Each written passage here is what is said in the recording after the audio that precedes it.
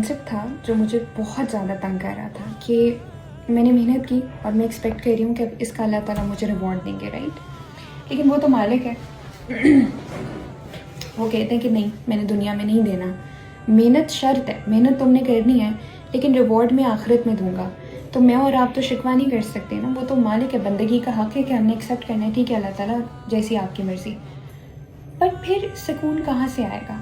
मैं तो इंसान हूँ ना, मुझे तो आउटकम चाहिए। हमारी एंजाइटी की सबसे बड़ी वजह ये होती है कि हम आउटकम को कंट्रोल करने की कोशिश कर रहे होते हैं मुसलसल, जबकि हमारे इख्तियार में आउटपुट नहीं है, इनपुट है। मैं कितनी एफर्ट डाल सकती हूँ वो मेरे इख्तियार में, मैं कितनी अच्छी सिंसेर नीयत के साथ कोई काम कर सकती हूँ वो मेरे इख्तियार में है। आउटपुट तो मेरे इख्तियार में अल्लाह ताला ने दिया ही नहीं है। पर फिर सुकून कहाँ से आए? कोई तो ऐसा फंडा, कोई फार्मूला, समथिंग जो मुझे कि बस अब मेरा काम हो जाएगा। सो मेरा ओपिनियन है, अगेन मैं गलत हो सकती हूँ। अपनी पूरी ज़िंदगी में बहुत सारे एक्सपीरियंसेस जो अल्लाह ताला ने मुझे दिए, उससे मैं इस नतीजे पे पहुँची हूँ। मेहनत वाला भी पीछे रह सकता है, एफर्ट इंटेलिजेंस वाला भी पीछे, अक्ल वाला भी पीछे रह सकता है, लेकिन दुआ वाला जो दूसरों से दुआएं ले रहा है ना, वो उसको मैंने कभी पीछे रहता हुआ नहीं देखा। आपकी अपनी ज़बान से मांगी गई दुआ रद्द हो सकती है, लेकिन वो दुआ जो आप सामने वाले की ज़बान से लेते हो, एक होता है मांगना, प्लीज़ मेरे लिए दुआ कर दीजिएगा, एक होता है कि सामने वाले को कोई ऐसी आसानी दे देना कि उसके दिल से आपके लिए दुआ निकले। अब प्लीज़ ऐसा नहीं कि मुझसे सारी दुनिया खुश है। I have also hurt people, I have also made mistakes that made people hate me. वो इनएविटेबल है ना, इंसान हूँ मैं।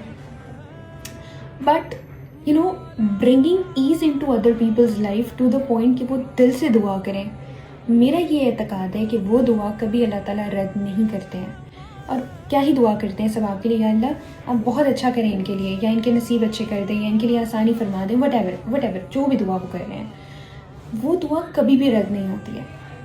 और वन ऑफ माई मामूज जिनसे मैं बहुत क्लोज़ हूँ, उनका इतना इसरार होता था इस चीज़ पे कि वो एक सेंटेंस भी है ना, बादब बानसीब बेअदब बेनसीब, कि नूर अपना इखलाक अच्छा कर लो, लोगों से दुआएं समेट लो, मांगो नहीं, ले लो, कि उनके अंदर से दुआ निकले। मैं तुम्हें लिख के दे सकता हूँ कि अल्लाह ताला कभी भी तुम्हारे लिए जो है वो आजमाइश, कुछ आजमाइशें ऐसी होती हैं ना जो इंसान को सारी ज़िंदगी के लिए मफलूज कर देती हैं, और कुछ आजमाइशें ऐसी होती हैं जो वक्ती होती हैं। मैं उन आजमाइशों की बात कर रही हूँ जो सारी ज़िंदगी के लिए मफलूज करते हैं, तो उनसे हिफाजत आपकी करती हैं आपकी जीती हुई ली हुई दुआएं।